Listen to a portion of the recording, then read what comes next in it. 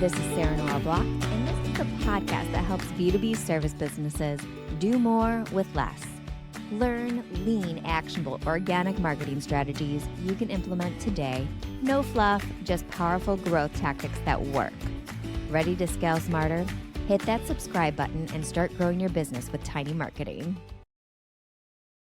Well, thank you guys for joining me today. Today, we are talking about how to recession-proof your business, because we all see the news and here, actually, my own accountant was freaking out and I was like, it's okay, chill. So let's get into it. First, I want to get into high level. What are the biggest mistakes that you see businesses making when the economy takes a downturn? Let's start with Melissa. Let's talk finance first. Yeah, so what I hear a lot is I'm going to lower my prices so that I don't lose clients or I can get repeat or recurring business in, which to me it's mind-blowing, because at a time when your costs are going up, you need to increase your fees to reflect that so that you can keep being sustainable, right? You don't want to shoot yourself in the foot. So for me, I would say that's the biggest one that I am seeing right now. Let's go straight to Peter and I get knew your that was thoughts on coming. that. Well, yeah, I think this panicking ends up being what moves first, right? And pricing is an easy lever to do this, right? It also ends up being like a representation of us, right? This pricing is particularly how close we are to being the price setter or the delivery of services. I see this too. I see it panicking, and I see the need to discount, or I see the desire to move in a way that helps try to secure business. So panicking and pricing is the number one mistake that I see as well. Mm-hmm. The discount aspect makes me want to go straight to Jack. Yeah. So what is the biggest thing that you're seeing people doing right now? And I'm guessing discount is going to be among them. Discounting is huge, and also fear when there's any kind of like uncertainty or downturn in the economy. Like, we're human beings, even though we're business owners and we're trying to project, a certain level of confidence. We're human beings and we get nervous and afraid as well. And that's what I hear everybody saying. And there's like things that you can control and there's things that you can't control. And the things that you can't control are tariffs and like a recession, whether that happens or not. The things that you can control are your prices, the level of activity you're doing in your business, and the type of activity you're doing in your business to try to continue to keep like your sales momentum going. And one of the things I see people do is definitely discount, but I also see people really spend a lot of time and energy trying to being worried about the things that they can't control, which is just humanity. But if you can kind of try to like put up as much of a shield as you can to that and really focus on the things that you can control, like your sales activities, running your business the way you know how to run it, you'll see the sales momentum continue to go. But it's a scary time. It's natural to sort of freeze up a little bit, let yourself take that moment and then take a deep breath and like keep moving forward. Yeah, I'm going to jump off from that, because the thing that I see most often is people shutting down their marketing. Yeah. Like, this Right. isn't Not a investing. profit center. Yeah. This isn't a profit center, when it's what drives those sales conversations. And without it, you're extending your sales process. Yeah. Like, it will take 18 months possibly for you to close a B2B sale when you don't have marketing and they don't realize who you are, the value that you have. And it's the first thing that shut down I've seen with like the past 20 years. It's the first thing that businesses shut down. Yeah, I've seen that too. And even when not even small companies like ours, but big companies, whenever there's a downturn, marketing or content marketing is always like the first departments that get budgets cut and layoffs.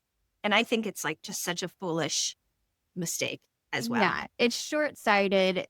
I have said this a million times, but I've always seen like a 90-day turnaround. If you shut off your marketing within 90 days, your sales pipeline usually shuts off too. And you're creating your own downturn by doing that. The next thing I want to get into is, in this tighter economy, where should businesses double down and where should they cut back? So let's talk double down first and then ease into the cut back. So Jack, let's start with you.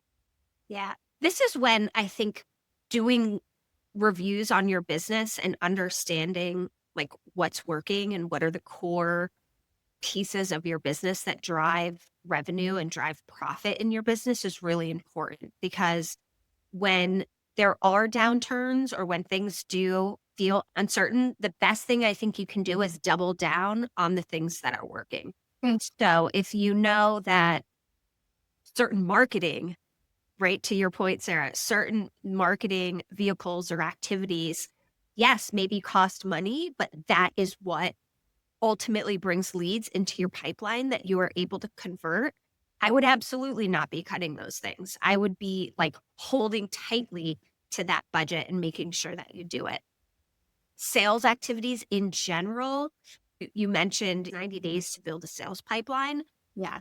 Not pumping the brakes on any of the sales activities or marketing activities that lead into sales, I would not do. I would continue to do all of that stuff, because we're not naive to think that everything is going to be the same. It may be harder to close deals or to bring that revenue in. So the last thing you want to do is take the foot off the gas on the things that drive that revenue. Yeah, I think I just want to highlight the audit. Figuring out, we just talked about this, Melissa, in the minimum viable tech stack workshop that I did.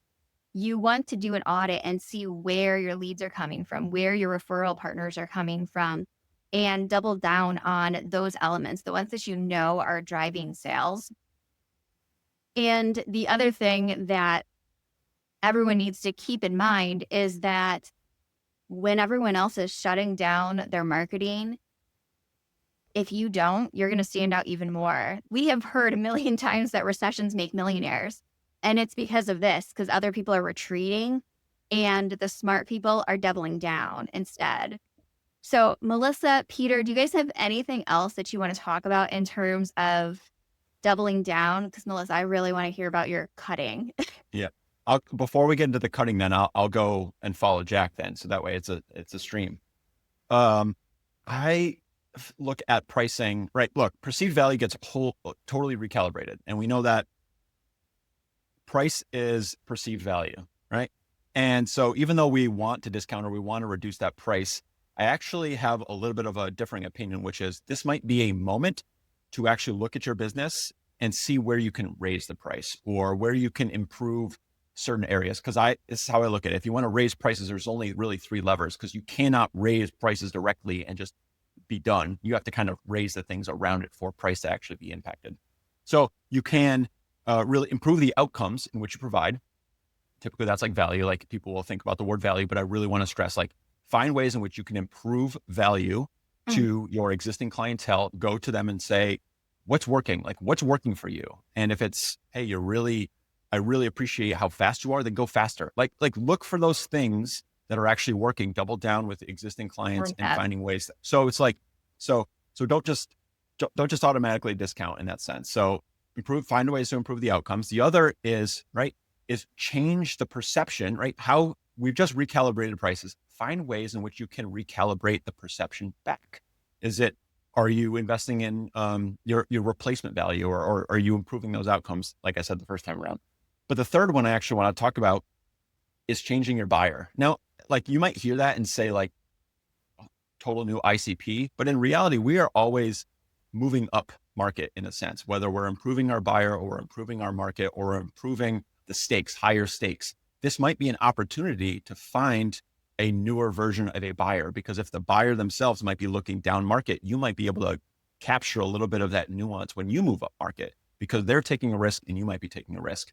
And if you have a long-term view on your business, right, this might be a way in which you can start to reposition your business from a pricing perspective to a new level into a new standard. I feel like I get smarter every time I have a conversation with Peter. Jack was in the pricing watch party. Yeah. Thank you, Jack. Melissa, what are your thoughts? I was having a conversation with a client recently, and we were talking about how there were some positions his team was looking to fill. And one position that came up was community outreach, so part of business development. And he said, that is one that we definitely cannot fill right now.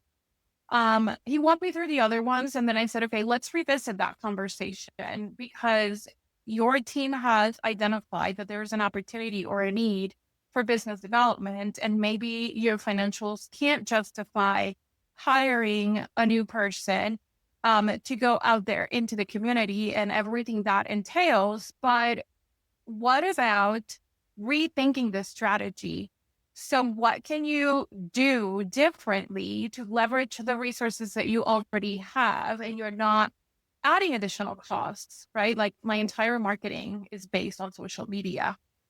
You know this, and that is very low cost. And so I think at this time is thinking about what you can cost. So don't travel. You don't need to go to a conference where you need to pay for a hotel and meals and flights and all of that. Maybe find something that your team can do remotely so that you can keep them certified, educated, and all of that good stuff. And it still like keeps the morale up, but it probably slashes that cost in half. And then be intentional about the other areas where you need to double down. I think I am the perfect example. I started 0 clients, a very limited budget of money that I was putting in. The thing that I invested in was marketing because I needed to accelerate that timeline because I did not have a 12-month runway to figure this out. I needed to shorten that. I think the same principle applies here. You have to get scrappy. You have to get intentional. And if you want to cut, maybe look at the efficiency of your current operations. So it's like at home, we have a subscription to Netflix and Peacock and Mac and all of these streaming platforms. But you know, there's 1 or 2 that you rarely log into, but you're still paying for them, right? Because whatever, it's $11 a month, it's $12 a month. So you keep paying for it. Well, now it's a time to look into your internal resources and the things where you're spending money that you really shouldn't be because you don't need them. And how can you reconfigure your teams to make them work smarter, not harder, and focus on the things that are moving the needle and not just doing work because, you know, not to stay busy is what I mean. Yeah, it really comes down to auditing your offers, seeing what's making you the most profit and cutting the things that don't matter. So you're not spending money on tools or whatever that you might have needed to be able to execute that offer before. Yeah. I do that a lot. I am constantly going through, I'm like, does this even make sense? Nobody cares that much about this. Cut. I'm a big fan of cutting. Yeah, I'm going to just kind of go on top of that, which is sometimes it's good to do spring cleaning, right, of your business, right? This is a forced spring cleaning in a sense, right? Yeah. And so one other way in which you can go about doing this is, I don't know if it's a mindset shift, but ask yourself the questions like, what do I wish would have already been done for me in this moment, right? So that you can basically build durability in your architecture, like moving forward. Because in reality, like some businesses will fail, right? Some will succeed in a sense. And it's like, what are the things that you need to do in order to sustain here so that you can succeed in the future and succeed the next time that this comes around? Because we know that this is a market, right? These are cycles. This isn't a surprise to anyone. Yeah. Right? I'm glad that you said that. I have said that many times where I'm like, we've seen this story. We have had cycles like this before, and it always works out fine. The world has not ended.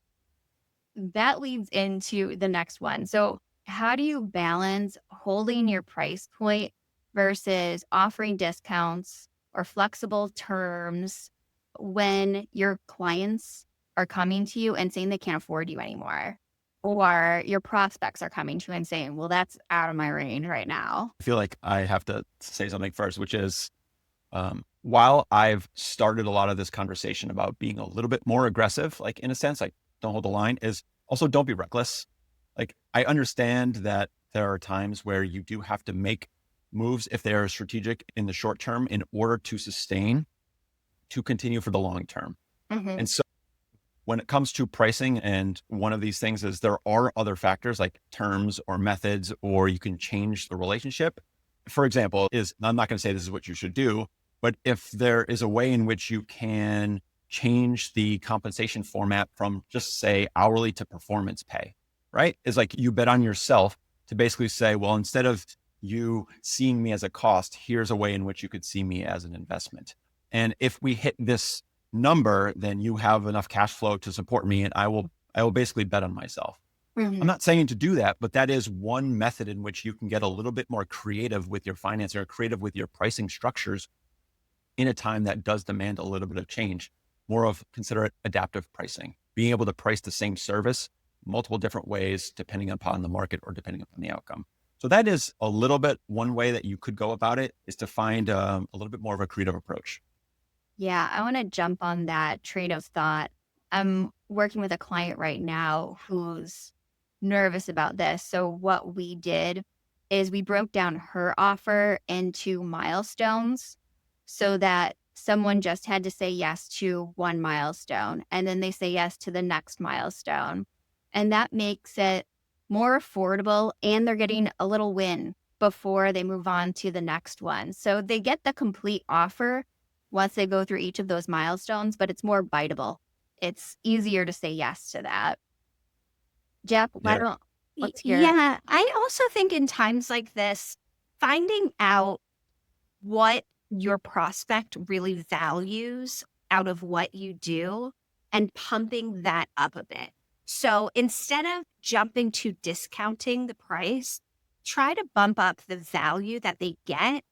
So that might be a little extra time with you, or a digital download, or, something that, yes, may eat into your profit margin. It's potentially something you would have sold, or it's still like trading time for money. But I think in times like these, to Peter's point, like getting creative about kind of how you package and sell. And sometimes you need to just offer a little bit more to help people get over the hump when it feels really scary. And I am not a fan of discounting in general. There are times if I'm launching something new that I'll give like a special price to people who, join early and give me feedback. Or early. Yeah, exactly. But in general, I'm not a fan of discounting, but I will give more if that's what somebody needs to get them over the hump within a range, right? I'm not going to like give them everything. And so that's something that you can do and you can control. So if, I have a group membership program, if one-on-one time is really important to someone, I can throw in a one-on-one session to get them to join the membership, the sales circle. If, something else is really important to them, I can throw in like a little customization of that in order to get them there without discounting the price. So think of all of the assets that you have at your disposal, yourself being an asset. Understand what your prospect is really valuing. If you have a great sales process, that should be really clear to you. And then you have a bunch of levers that you can kind of push and pull to get them where they need to be to say yes. Yeah, that is a really good point. So like if you have a gateway offer, a bridge offer, something like that, then you fully understand what is important to them, where they're stuck, and what they need to get over it. And that allows you to pick really strategic bonuses to be able to convert them if they're like right on the edge, like, oh no. Yeah. Melissa, my next question is specifically for you, but do you have anything you want to add to this one? I do. I think this is a good time to think about being flexible. So don't slash your prices, don't do a discount, add some value, break it down into a more digestible piece of the offer, and then be flexible on your payment terms. By no means, so for example, my clients, they pay at the beginning of the month. It's on auto pay. That's a non-negotiable for me. But for example, some people will not accept credit card payments because they don't want to incur the fees. And I think they're missing out on that, because that gives the opportunity to the buyer to float their cash and still be able to hire you for your service that they need. And so they get the opportunity to finance it, but you're not doing the financing for them. And if you're smart about the pricing, you can add a cushion there so that you're still getting paid the amount that you wanted to get paid originally, but you're covering those potential fees. Or you can be transparent about it and add those fees on top to the invoice and let the person decide. And what I have found is that a lot of people will say, yeah, just set it on auto pay. Here's my credit card number. I'll pay the fee because it's convenient, or because I get miles. I can just set it up and not have to think about it, or because they need the cash. Yeah, that's a good point. And like Dubsado, Squarespace, a lot of different companies have that buy now, pay later option that is available now, where you're still getting that lump sum, but they can pay over time if you're doing project based, for example. Okay, so my finance question. When revenue is unpredictable, what key metrics should business owners really be looking at? So this is a time for people to really hone in their cash flow management. So in times of abundance, you're probably looking at your cash flow month over month. Do I have enough money to cover payroll, if that's something that you have, to pay my bills and whatnot?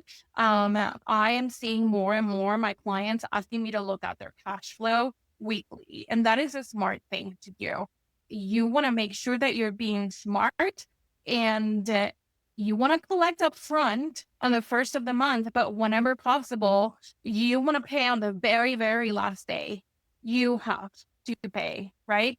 It is what it is. And so for small businesses like ours, there probably won't be a lot of those bills where you can delay the payment, right? Because we're usually the type of providers that will send an invoice, and some people will have, net 7, net 30, net 15, whatever.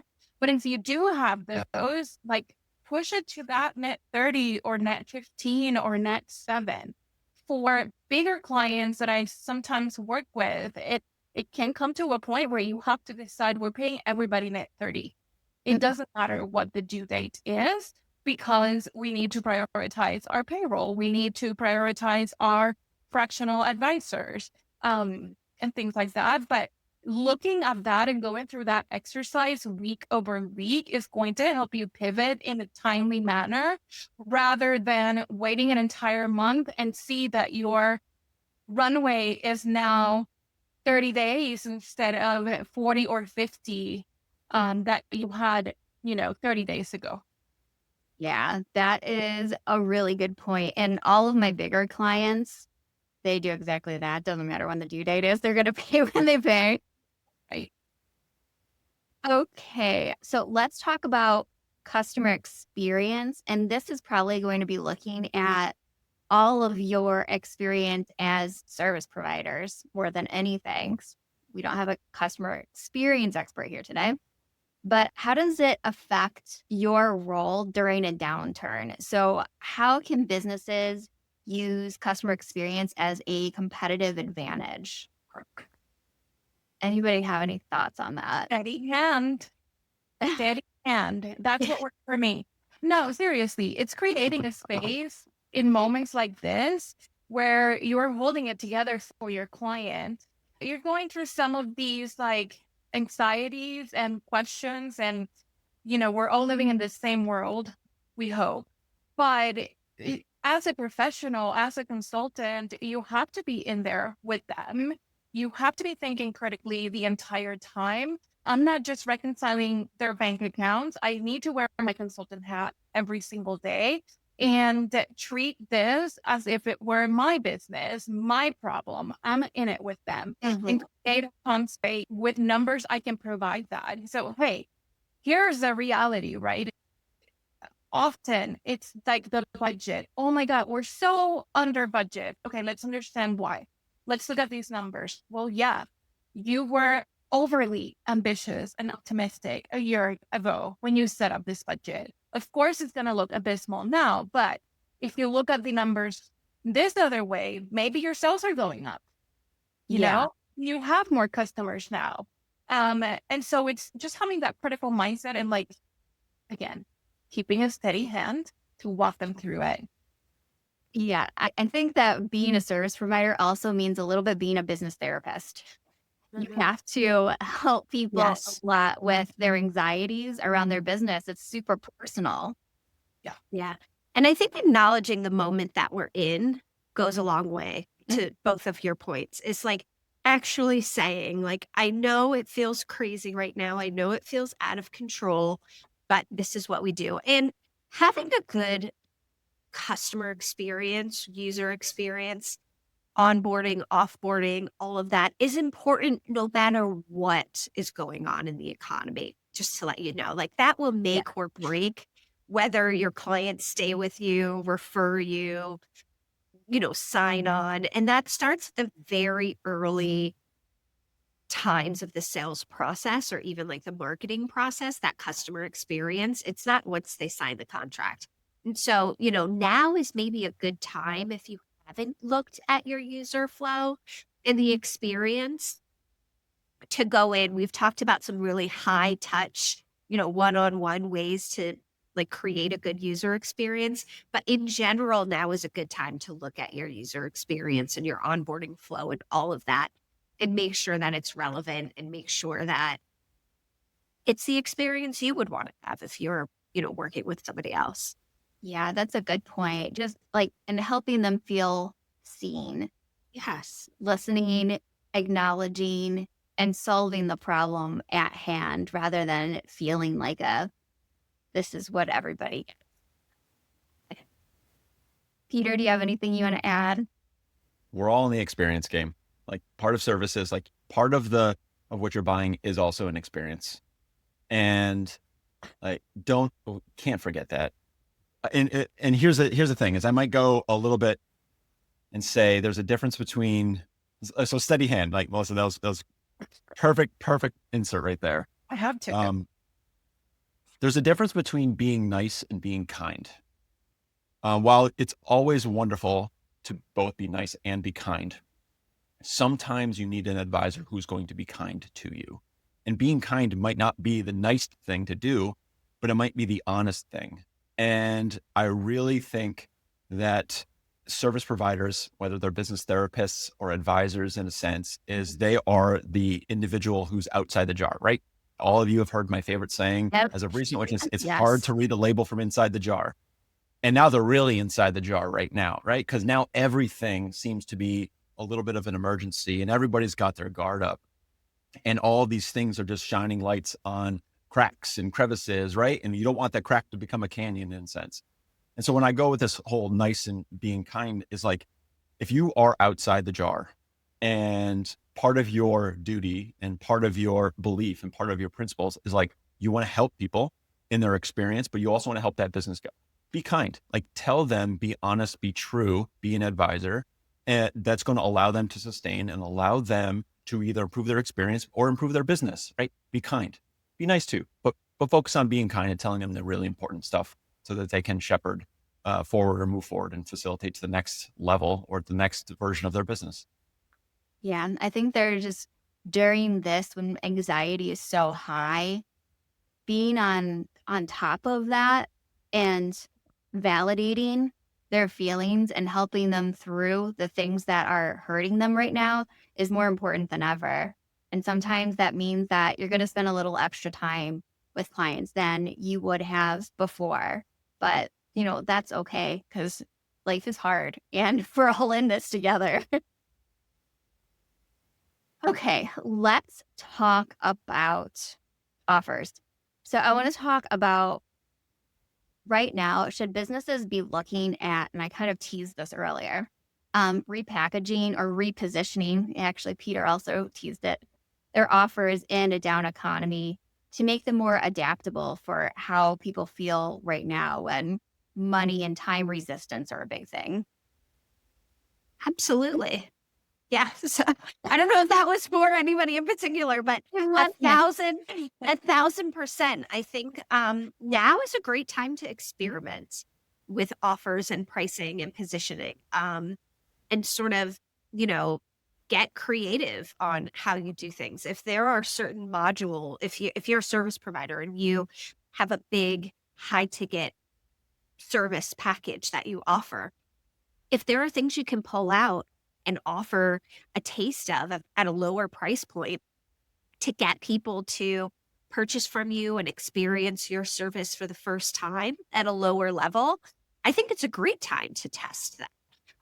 And just sort of, again, play around with how you package, how you price, certainly how you market, depending on what you do, being able to sort of reflect what's going on in the world in your marketing message, that and like how what you do like resonates or solves a problem for today's market, is incredibly impactful. People, if you're talking about like the high days of everything's going great and blah blah blah blah blah, and like people are freaking out, like you're really missing the mark. So now is the time to sort of look at everything you're doing and make sure it reflects what's happening in the world. It comes off as tone deaf if you're just pretending like you don't notice what's happening.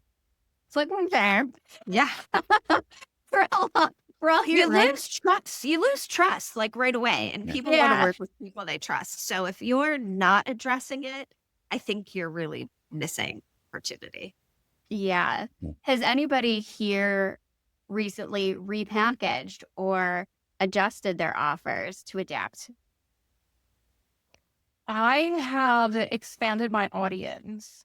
So in an effort to support my community of solopreneur, small business, and service providers, I recently launched an email series to talk about this and what people like us can do.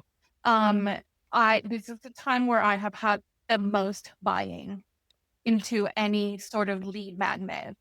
And I got people emailing me back and saying how helpful it was or how much value it added. And so it has made me curious and excited for me to develop something that can help serve this community in a way that it's accessible to them and also helps my business with scalability.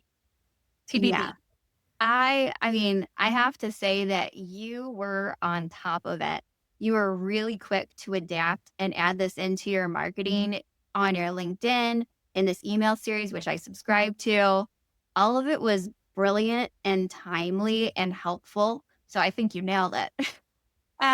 Honestly, Jack and I are members of this very, very exclusive community. And this is the chatter that was going on in the community. And it was like, oh, my girls, my ODs need my help right now. What can I do to support them? This is what I can do.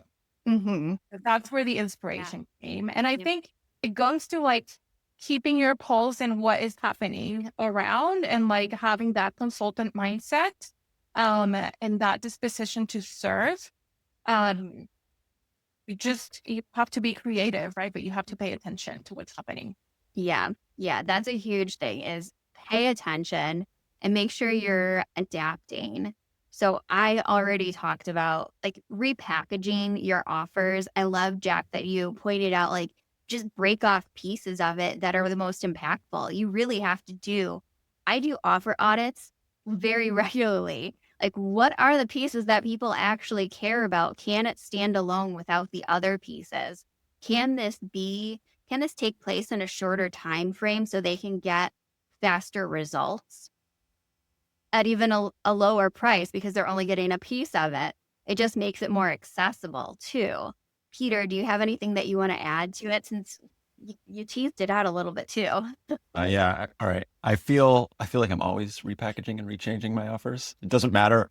And I think that's just coming from practice now, like finally learning and realizing and paying attention to what people are saying. But so let me add a little bit of context for mine, as I guess I sell more. I work more customized, premium, strategic work, right? So individuals who are selling that. So for me, it's actually doubling down, using terms we used before, in the discovery process, and like actually focusing deeper into not just trying to take my offers and square peg round hole them in a sense, which is like, and actually open up the whole surfacing instead of selling approach, and like really just opening up the conversations to see what is the real problem that the person or the prospect or even my existing client that they really have. Like, what is the true fundamental, like most impactful, if you have to choose one top priority, what really is it? And be comfortable saying that my offer might not be the one that fits you right now, and being able to hand them off or shepherd them off to somebody who I know that could. And so I know this is not directly answering that question, but this is an approach I've taken to a little bit of my offers, which is doubling down and leading more into the discovery process to understand that there is more than just my offers that might fit, and that I know that I have a community around me that their offers might fit, or as I work with them. And so I think I noticed myself leaning into this discovery phase or surfacing phase and looking more into that. Yeah. And I think that, I mean, Jack can speak on this better, but I think that is important for all sales conversations, is to be willing to say, I'm right, girl.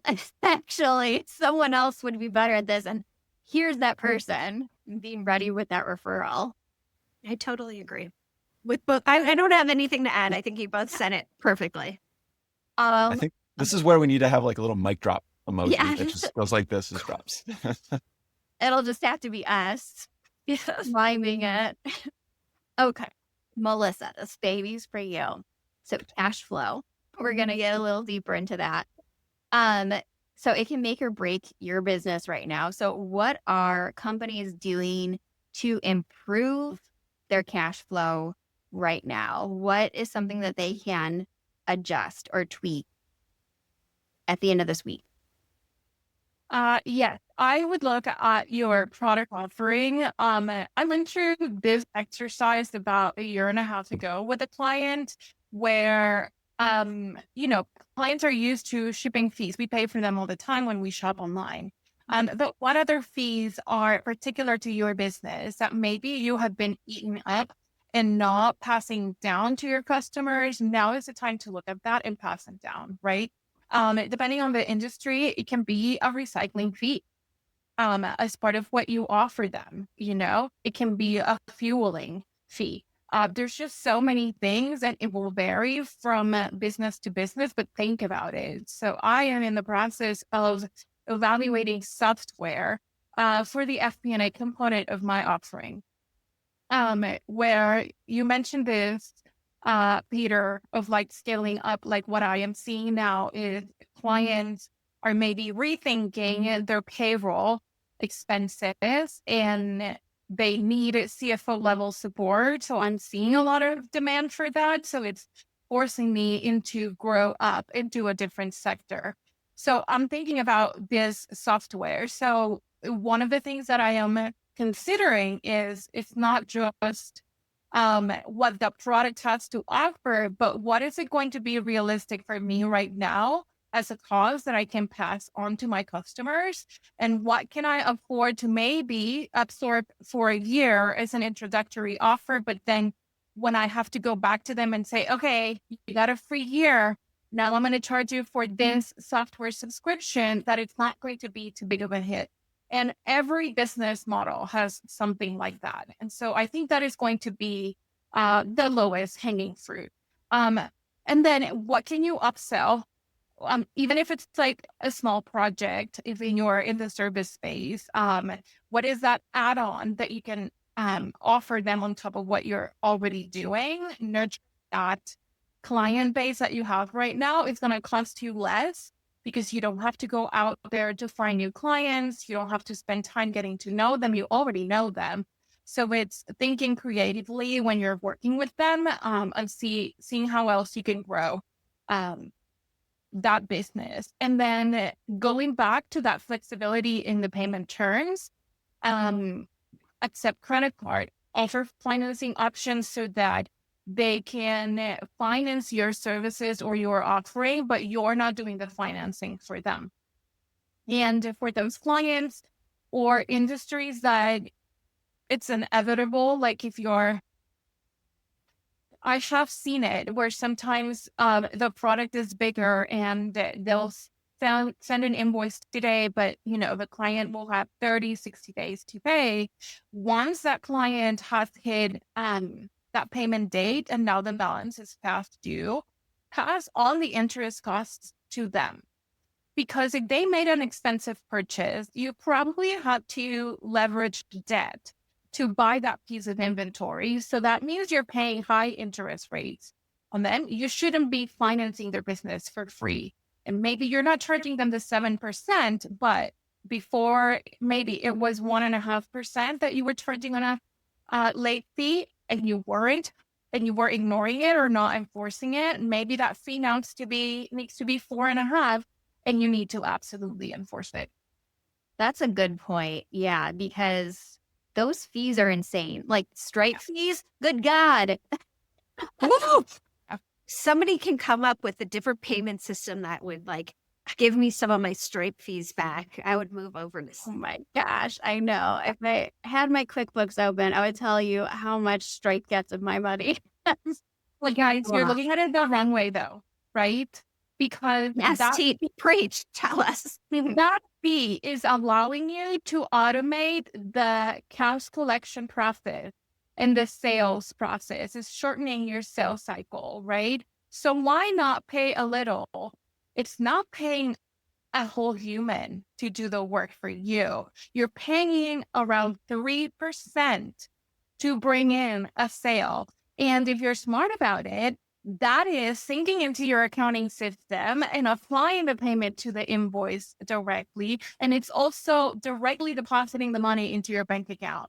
Think about all of the efficiency that you're gaining there. Okay. All right. So, okay, Melissa. Abundant mindset. That's valid. Yes. But from what you were saying, you could also include the Stripe fees as part of it.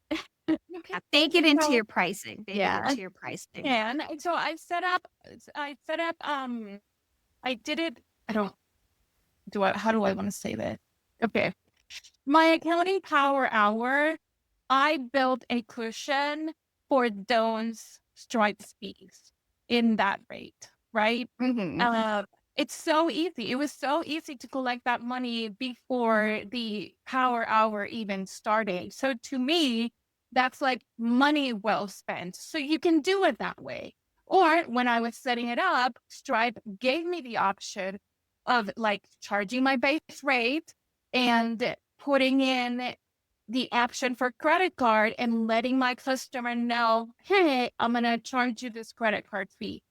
That brings a whole other set of complications because you have to understand the law and how much, Stripe was saying that I could charge 1%. My knowledge of Colorado says something different. So it's I'm not even going to mess with it. I'm just going to bump up my base rate so that at the end of the day, the money that makes my bank account is what I wanted to charge. Yeah, that makes sense.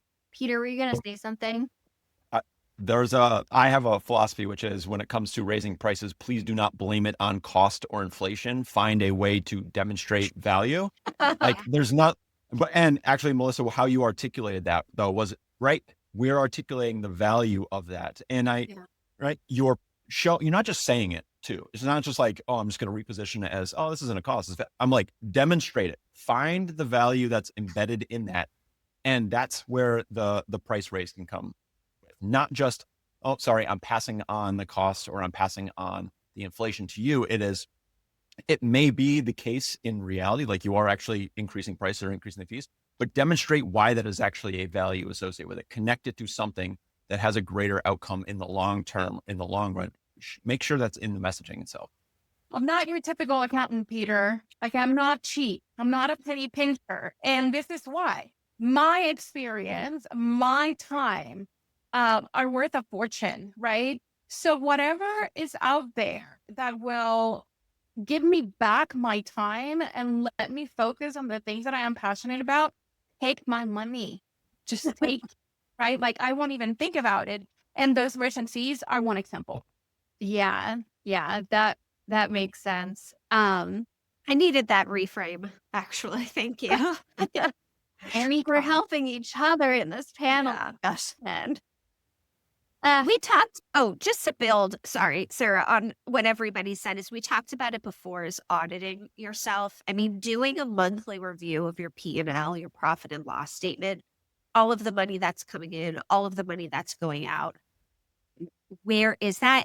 And Melissa said it before, if you are in like a cash strapped, you're worried about cash flow situation, doing that weekly so that you can really stay on top of things, because the worst case scenario as a business owner is to get to a point where you don't know how you're going to pay your bills, or you don't know how you're going to pay your employees, or you don't know how you're going to pay yourself.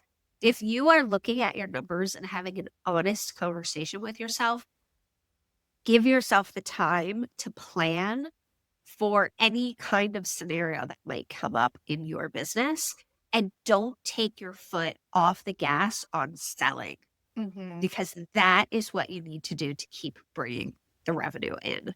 Yeah, that's a massive one right there, is don't ever stop pushing your offer and selling. Yeah. And now might be a good time to actually, in the Honeybee sales circle, we look at profit margin on our products and the packages that we sell. Now might be a good time to actually, if you haven't looked at profit margin, a lot of times as service providers, we don't really think about profit margin because it's our time. And so we don't equate a hard cost to our time. But you should be looking at how much time, effort, and money it takes to deliver a specific product or service that you have. And if there are specific services or packages that have higher profit margins than the other, it's okay to like push certain things that like are easier to deliver, that have higher profit margins, that also deliver value in times like this, when you have a cash crunch or when things feel uncertain, or pull out things that are very labor intensive and maybe don't impact the deliverability of the package too much, or retool it so that you're able to really like kind of get the maximum of value for your clients, but the maximum profit margin for yourself. Yeah. Yeah. I would even venture to say, look at those high time value offers and consider just cutting them. Like, what makes the most sense? Where are you getting your profit? Not all offers, even if they're good, means that they're sustainable. I had an offer called The Strategic Story, which took a lot of my time, and people loved it. And it was easy to sell, but it took a lot of my time, and it just wasn't worth keeping that offer when the profit margin wasn't there. This one is for Jack. It's about sales. So when decision cycles slow down, like now, what's one sales strategy that keeps deals moving forward? Yeah, I think there's a couple things that you can do. We all have bandwidth, right, within our business. We can only do a certain number of projects or have a certain number of clients. Most of us, some of us have like unlimited potential, but most of us have a certain number of bandwidth. And I think it's a really good strategy to be open with people around what that bandwidth looks like. Like, I only have 3 spots available in May, or I only have X number of this thing that I can sell. I'm not to create a fear, right? I think there's a difference between like creating a sense of urgency and then being emotionally manipulative, right? But you can create a sense of urgency around, listen, if this is something you're interested in, I can only do so many of these, and creating a sense of urgency around you should sign up for this now because it might not be available when you want it. That's one that I think is people I have had a lot of success with, and other people I've seen implement it. And it's sort of I've purchased when they're like, "Hey, I have 2 spots left." Me too. I'm like, I need a spot. I need your help. I was planning to like sign up in 2 weeks, and now I need to sign up right now because I don't want to miss my chance. And so that's one strategy that I think you can employ anytime, but certainly was a good time. Yeah. And that relates a lot with service providers who do Sure. have limited amount of time. They can only take on so many clients at a time. Melissa and I were just talking about that. Does anybody have anything else that they have tried before that has worked well for moving forward a stalled sales cycle? I'll jump in. Yeah. Okay. I was going to say the other thing we talked about before is, if you feel like there's a stall, offering a bonus or offering like, if you agree within the next week, I will add on this, right? Something that is valuable to the client. And again, don't do this all of the time, but I do think that there are certain times, especially when there are slower sales cycle, and you need to make sure you are bringing revenue in, where you can employ a tactic like that and have it feel good for everybody. Yeah, that's the exact thing I was going to suggest. Yeah. That's the time Great for, mind. like Yeah. a time sensitive bonus. Yeah. That's the only thing that'll do it. Okay. So, I think your gateway offer is something that I've, used in the past, without knowing that that's what it was. We're calling it an assessment or selling a project in phases. So let's do this phase first. This is how much the investment is. And then you wow them so that phase 2 and 3 just happen organically, and you get them there faster than you would have if you tried to sell the whole thing. yeah. Yeah. I think that is why gateway offers work so well, because you're building out this foundation. Like, this is what would solve your problem. But oftentimes they either don't have the time to execute that, don't have the inclination to execute it, or just don't know how to execute it. So they'll want you for that milestone 1, milestone 2, etc. Let's talk about long-term moves that businesses can make right now that can help them become stronger on the other side of this economy crunch. Is there anything that comes top of mind that you would change now? This is where we're going to go into, I'm going to mention something I mentioned earlier. There's 3 ways to raise prices, 3 levers, right? You improve the outcomes, right? You change the perception, or you change the buyer. And when I say change the buyer, again, I'm not just moving ICPs. And this is an opportunity in which you can take a look at your business model, find opportunities to sell into different stakes, right? To move up. And I think this is where you can start to position yourself in a new pricing structure, a new pricing model, or changing the buyer. Yeah. Stakes made me think of stakeholder, by the way, and just making sure that all stakeholders that are included in that buying decision are involved from day one. So they are being brought through that process with everyone else, because that's what really, this actually goes into the previous question, but that's what causes so much of the stall points during a sales process is, oh, I need to get this person's permission too, and this person. Just bring them in all at the beginning. We'll wrap right here. And I just wanted to say thank you for joining me today. I think this conversation was so valuable. And does anybody have any last thoughts before we bounce? Thank you, Sarah. Thank you. Yeah. Thank you for putting this together. This has been so much fun. We should do it again. I know. This Yeah. is great. I was like, okay, we have just like all of the perfect people for this conversation. I feel like your show is the show to be, and then Jack also. So I feel like I'm among royalty here. So thank you. You love all things tiny marketing? Head down to the show notes page and sign up for the wait list to join the Tiny Marketing Club, where you get to work one-on-one with me with trainings, feedback, and pop-up coaching that will help you scale your marketing as a B2B service business. So I'll see you over in the club.